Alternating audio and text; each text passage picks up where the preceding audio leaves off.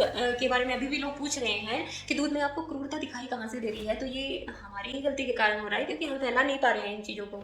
ये चीज़ें लोगों तक कभी पहुँची नहीं है और वो जागरूक हुए नहीं हैं। अगर वो जागरूक हो जाएंगे, अगर वो इन चीज़ों को देख लेंगे तो वो समझ जाएंगे और ऐसा प्रश्न उठाएंगे ही नहीं। तो कृपा करके आप शेयर कीजिए और सारी वीडियोज़ शेयर कीजिए जो आपको हित में लगती है प्रकृति की और प्राणियों की। आप सभी को नमस्कार। और मैंने अभी 2-3 दिन पहले एक पोस्ट डाली थी वीगन चूरमा, और उस पे एक का कमेंट आया है कि आपको शुद्ध दूध और घी में क्रूरता कहाँ से दिखाई देती है। तो मैं आपको बस इतना ही कहना चाहूँगी। एक तो आपके ही नीचे शालिनी शुक्ला हैं और उन्होंने कमेंट किया है। आप उनके कमेंट में जो वीडियोस हैं वो देखेंगे तो आपको थोड़ा सा तो स्पष्ट हो ही जाएगा। और आपको और ज़्यादा जानकारी चाहिए है तो आप आचार्य प्रशांत जी को सुनिए। और यूट्यूब पर एक माँ का दूध नाम से डॉक्यूमेंट्री है, आप उसको जा कर के देखिए। और यूट्यूब पर बहुत सारे चैनल्स हैं और गूगल करेंगे तो भी आपको पता चल जाएगा। तो बस मैं आपसे इतना ही कहना चाहूँगी कि कृपा करके एक बार गूगल कर लें आप, उससे कहीं ज़्यादा स्पष्टता आपको वहाँ से आएगी। और अगर आप में थोड़ी सी भी इंसानियत है तो आप समझ जाएंगे।